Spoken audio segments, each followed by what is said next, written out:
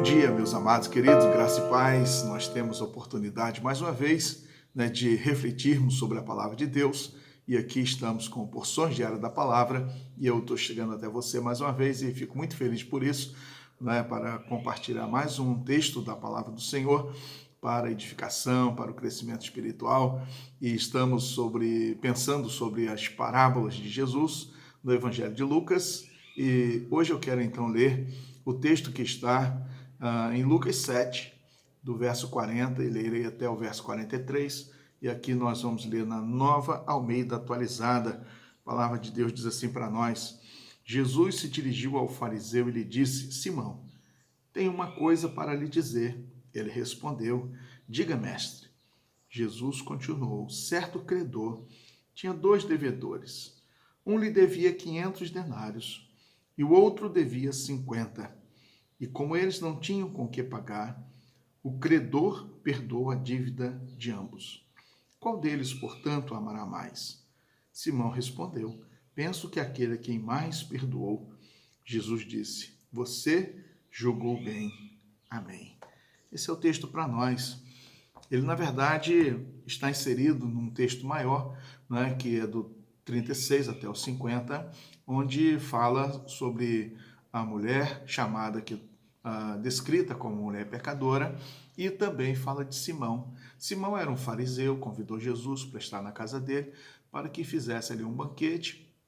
Ele era um conhecedor da lei, um mestre da lei, e havia então esse costume, das pessoas se reunirem, e até mesmo alguns ouvintes estariam por ali também, para que pudessem então ouvir o que estaria sendo compartilhado.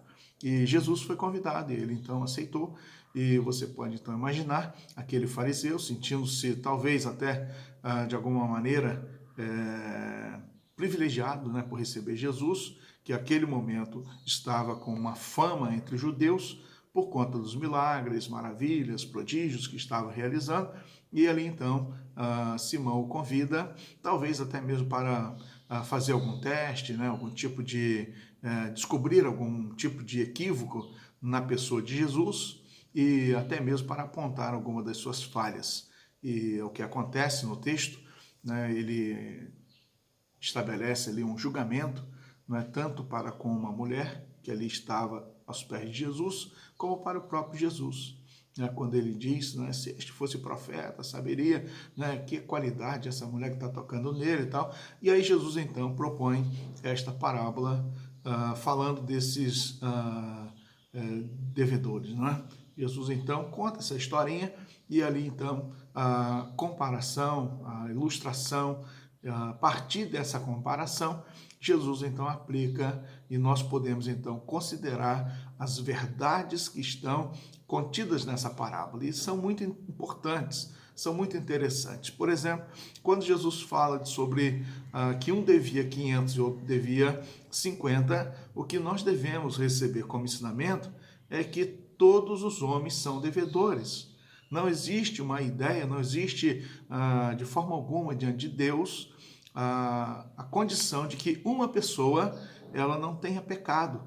Todos são pecadores. Todas as pessoas da face da terra, todos que nascem, na verdade, nascem debaixo do pecado, é a extensão do pecado que foi transmitido por Adão e Eva para toda a raça humana. Então, todos são devedores, ou seja, todos são pecadores. Essa é a primeira grande verdade que esse texto traz para nós. E quando você pensa sobre isso, talvez nós, no nosso julgamento, no nosso conceito ou preconceito estabelecido, nós fazemos diferenciação.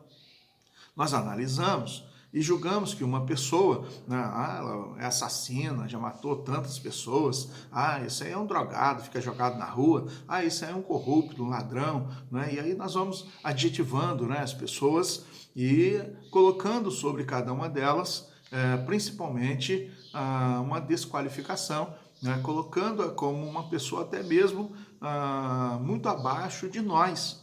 E assim, quando nós olhamos, Jesus está dizendo que mesmo que uma pessoa devia 500, que devia muito, e uma pessoa que devia 50, que devia pouco, mas a realidade é que todos devem. Então, muitas vezes a pessoa se julga que tem, eu não faço isso, não faço aquilo outro, e a pessoa então acha que ela é muito melhor do que a outra. Não, todos são pecadores. Essa é a grande verdade que Jesus queria transmitir para Simão, que era um fariseu, um conhecedor da lei, um praticante da lei e alguém que se achava superior às outras pessoas, superior àquela mulher pecadora, superior ao próprio Senhor Jesus, né? Na verdade, ele se coloca numa posição de superioridade. E quantas pessoas hoje também pensam assim: ah, eu não roubo, não fumo, não mato, ah, eu não me corrompo, ah, eu não faço isso, não faço aquilo. Na verdade, é muito bom a gente poder ter uma vida dentro de um padrão estabelecido em que nós tenhamos muitas virtudes, muitas qualidades, mas elas não são determinantes para a questão, né, da absolvição diante de Deus. Não é de forma alguma. Isso não é mérito para a salvação, para a vida eterna. Porque a pergunta que está inserida também, né, quando nós vamos perceber a realidade, é essa, né? Existe uma inquietação a respeito da eternidade. E assim, Jesus vai mostrar que salvação não depende das obras humanas. Todos são pecadores, todos foram afastados da presença de Deus, todos estão perdidos, separados, condenados à perdição eterna. Essa é a descrição que o texto traz para nós. Todos são devedores. Mesmo que uma pessoa ela tenha chegado ao fundo do poço, quero dizer para você que ela também tem um valor, a alma dela é preciosa também diante de Deus. Mesmo que uma pessoa transcorra toda a sua vida, toda a sua caminhada, né, que não tenha nenhum momento assim em que ela demonstre ou que ela faça coisas que são erradas dentro das normas sociais. Mas ainda assim, essa pessoa, ela continua sendo devedora diante de Deus, porque todos pecaram e foram separados da presença de Deus. Mais uma segunda e grande verdade para nós, e aqui eu gostaria que você pudesse atentar para isso, é que assim como todas as pessoas são pecadores, são devedores diante de Deus, existe perdão para todas as pessoas. Veja que maravilha, né? Há perdão para todos. O texto diz para nós aqui na historinha que aquele homem que tinha o poder de perdoar, ele perdoa a dívida de ambos. Ele perdoou tanto que devia 500, como perdoou que devia 50. Veja bem que coisa extraordinária. Isso significa que o nosso Deus também, ele perdoa a todos nós. Mesmo quem já cometeu muitos pecados, mesmo quem cometeu, julgando, né, cometeu poucos pecados, né? Porque, eu não fiz tantas coisas assim, né? Mas o perdão do Senhor alcança a todos nós. Isso é algo muito especial e é muito importante nós termos esta mensagem da palavra de Deus. O Senhor, quando ele estava ali, o Senhor Jesus na cruz, ele perdoou aquele ladrão que estava sendo crucificado juntamente com ele. Hoje você estará comigo no paraíso. Ele perdoou um daqueles ladrões porque o outro foi incrédulo. O outro não quis saber, não quis pedir, né, o perdão, nem reconheceu Jesus como Senhor.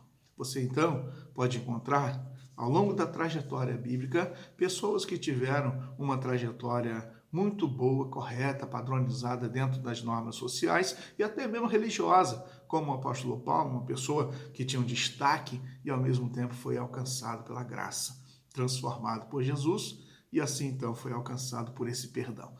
Há perdão para todas as pessoas. Que coisa maravilhosa, não é? Que você tem essa consciência, compreensão de que todos são devedores e também que o perdão do Senhor alcança a todas as pessoas. Ainda podemos aprender nesta parábola que Jesus contou algo muito especial, né? Porque Jesus vai atribuir, vai falar sobre a importância, né, de poder se aproximar dele e como nós devemos nos aproximar dele.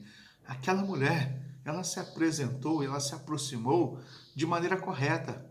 Ela se humilhou, ela se quebrantou, ela se prostrou diante de Jesus, ela reverenciou Jesus, reconhecendo de fato o senhorio de Jesus.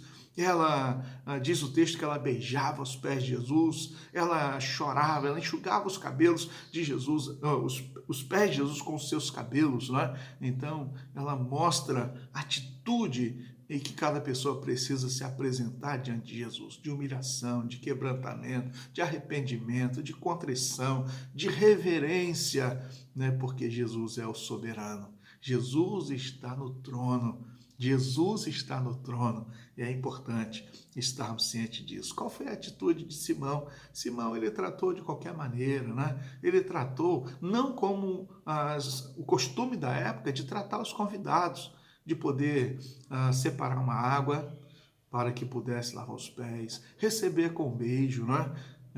Ter ali o óleo que era colocado para a unção das pessoas que chegavam. Então não tinha nada disso. Ele não preparou nada, não quis saber de nada. Na verdade, tratou Jesus de qualquer forma. Ele tratou Jesus de qualquer maneira. Quantas pessoas estão assim, né? Indiferentes para Jesus, tratando Jesus de qualquer forma. Mas eu quero dizer para você, a atitude correta é a atitude daquela mulher.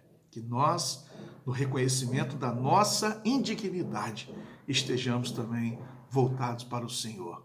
Na nossa indignidade, estejamos também reconhecendo a nossa miséria, a nossa culpa, o nosso pecado, arrependidos, prostrarmos diante do Senhor Jesus, com gratidão, porque Ele perdoou todos os nossos pecados. E quando Ele faz isso, a palavra de Deus diz que Ele perdoa completamente, limpa a nossa vida, purifica a nossa vida, lança os nossos pecados nas profundezas, né? Diz assim, dos teus pecados não me lembrarei mais. Que bênção, que maravilha. Então, que Deus abençoe você e toda a sua casa. Vamos orar? Querido Deus, Senhor amado, glorificado, exaltado seja o teu nome. Obrigado, Deus, muito obrigado pela tua palavra. Quero agradecer a Deus porque através de Jesus Cristo nós recebemos o perdão dos nossos pecados, recebemos o benefício da salvação, a alegria da vida eterna, Deus. Reconhecemos, ó Deus, que somos pecadores, falhos e merecedores, ó Deus, da tua graça e da tua misericórdia, mas fomos alcançados por Jesus. Que o Senhor esteja a cada momento sendo glorificado, Deus, pelas nossas ações, atitudes, palavras, ó Deus, e que o Senhor abençoe o teu povo, Deus, e abençoe, Deus, todos aqueles que tiverem oportunidade de ouvir a tua palavra, para que numa demonstração também de fé, de arrependimento, se lance aos pés do Senhor Jesus. Obrigado, Deus. Oramos em nome de Jesus, o teu Filho. Amém. Grande abraço para você. Fique com Deus. Fique na paz.